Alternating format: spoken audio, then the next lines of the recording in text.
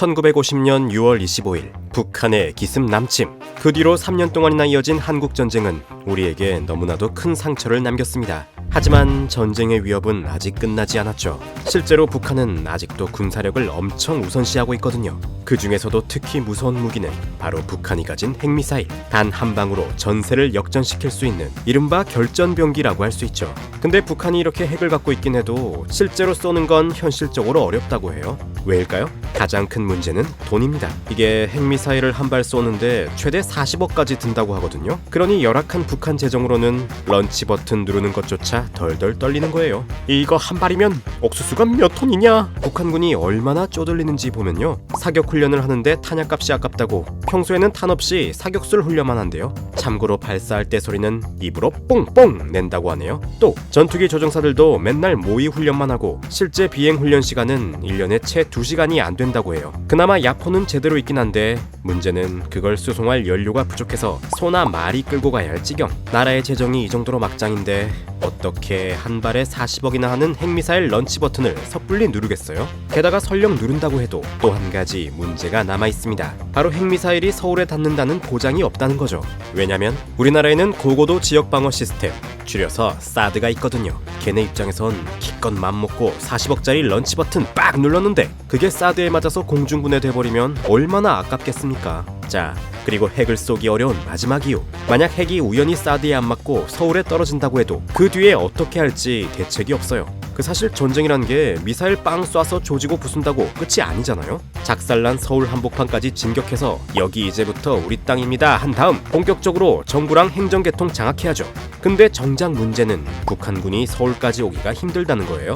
왜냐? 대규모 병력을 이동시킬 만한 돈도 식량도 부족하거든요. 그럼 어떻게 되느냐? 우왕좌왕하는 사이에 가까스로 살아남은 미군과 한국군에게 카운터 맞는 거예요. 심지어 그것도 핵 맞아가지고 분노 게이지 만땅 차 있는 상태로. 아무튼 이러한 이유들 때문에라도 북한은 실질적으로 핵을 쏘기는 어렵습니다. 하지만 세상에 100%란 건 없죠. 그렇기 때문에 우리는 혹시라도 서울에 핵이 떨어지게 되면 서울은 어떻게 되는지, 또 우리는 어떻게 해야 하는지 준비해야 합니다. 마침 2004년에 미국 국방부에서 한반도 핵전쟁 시나리오라고 해가지고 만든 게 있거든요. 이게 우리나라의 여러가지 조건을 다 입력해가지고 시뮬레이션 돌린 거라는데요. 일단 서울 용산에 15킬로톤짜리 스커드 핵미사일이 쾅! 하고 떨어진다고 가정하겠습니다. 왜 하필 용산이냐고요? 그래야 대통령실과 국방부, 미군 기지까지 한 번에 쓸어버리니까요. 아무튼 핵미사일이 떨어지면 일단 엄청난 온도의 열이 발생합니다. 이건 아주 잠깐이지만 무려 최고 온도 2억도를 찍으면서 반경 1.8km 내의 모든 걸 소멸시키죠. 용산서 그 정도 거리면 아까 말한 대통령실, 국방부, 미군 기지는 물론 서울역의 서울시청까지 가루가 되겠네요. 사람은 적게는 30만 명에서 많게는 60만 명까지 증발할 겁니다. 굉장히 끔찍한 일이죠. 하지만 아직 시작에 불과합니다. 열 다음에 후폭풍이 몰려오거든요. 순간적으로 공기가 가열되면 기압차에 의해서 무지막지한 규모의 폭풍이 생기는데요. 이 폭풍으로 인해서 반경 4.5km 내의 건물들이 싸그리 휴지 조각이 되고 맙니다. 그럼 남산타워, 63빌딩, 더 현대에다가 강 건너서 반포동 아크로 리버파크까지 평당 1억 원이 넘는 아파트건 말건 너도 나도 다 잿더미가 돼버리는 거죠. 이 시점까지 해서 사망자는 적게 잡아 62만 명, 부상자는 얼마나 될지 헤아릴 수도 없을 지경입니다. 이렇게 폭풍이 한 번 지나가고 나면 그 다음에는 조용한 암살자가 찾아옵니다. 바로 방사능 낙진이죠. 여기서 낙진이 뭐냐면 상승 기류 때문에 팍 올라갔던 먼지나 잿더미들이 방사능에 절여져서 떨어지는 걸 말해요. 그리고 이 방사능을 재는 단위를 램이라고 하거든요. 근데 0.5램 이상의 방사능만 맞아도 사람은 2주 안에 몸이 변형돼서 죽어버려요. 그 중에 운 좋게 살아남는 비율은 한 10%? 그치만 이 사람들도 평생 후유증과 장애를 안고 살아갈 수밖에 없다고 해요. 근데 더 무서운 건 뭔지 아세요? 용산에 핵이 떨어지면 바람 부는 방향으로 한 5km까지는 무려 200램이 넘는 방사능이 기록될 거라는 거죠. 만약에 겨울이라고 가정하면 북서풍이 부니까 강남 쪽이 다 작살나겠네요. 그래서 요 낙진으로 인한 사망자를 싹 다 카운트해보면요, 수도권에서만 130만 명이 죽거나 다친다고 해요. 근데 무서운 건 이 시뮬레이션이 나왔을 때보다 지금의 수도권의 인구가 10%나 늘었다는 거예요.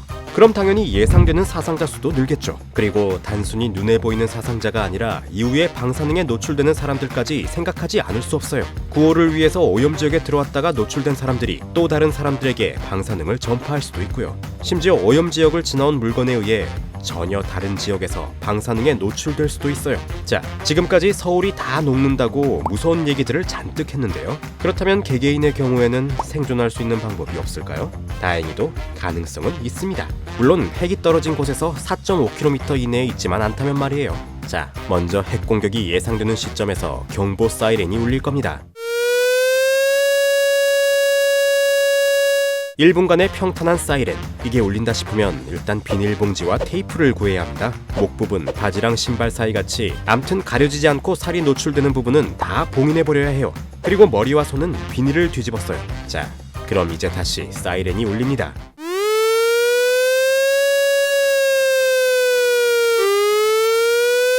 이번에는 높낮이가 있는 사이렌이에요. 이제 곧 핵이 떨어진다는 신호죠. 본격적으로 서둘러야 합니다. 일단 적당히 안전해 보이는 곳으로 뛰어가서 폭심지 반대 방향으로 엎드립니다. 이때 배는 땅에 안 닿게 하고 눈, 코는 막고 입은 벌려야 돼요. 왜냐? 배가 땅에 닿으면 진동 때문에 내장이 다 파열되고요. 눈 뜨면 빛 때문에 실명될 수도 있어요. 자, 이렇게 본격적으로 핵미사일이 떨어졌습니다. 열도 폭풍도 다 지나가고 그 뒤에도 운 좋게 살아계시다면 이제 도망갈 차례입니다. 아마 서울 곳곳이 방사능 덩어리일 거니까요. 일단은 최대한 방사능 낙진이 닿지 않게 지하로 내려가야 합니다.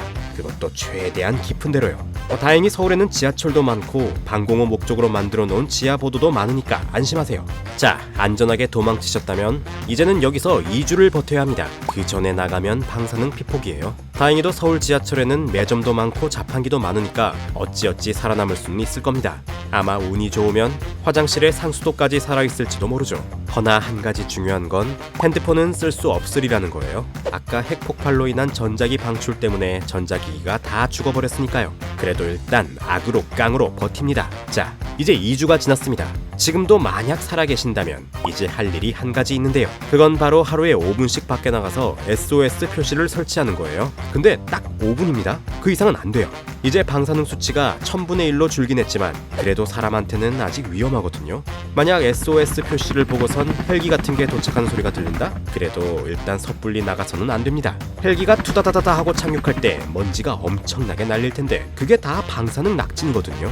그러니 헬기가 다 내리면 그때 타세요. 이렇게 보면 핵미사일 한번 떨어지면 이거 웬만한 정신력으로는 못 살아남겠다 싶어요. 그래도 어쩌겠습니까? 살아야죠. 그나마 다행인 건요, 이렇게 핵미사일이 떨어지기 전에 웬만해서는 다 요격할 거라는 사실. 왜냐? 우리나라도 북한의 핵미사일에 맞서기 위해 훌륭한 방어 시스템을 구축했기 때문이죠. 일단 아까 인트로에서 말씀드렸다시피 고고도 지역 방어 시스템, 즉 사드가 있습니다. 이거 들여올 때는 중국에서 반발하고 그랬는데 어찌어찌 잘 들여와가지고 지금은 경북 상주에 잘 있어요.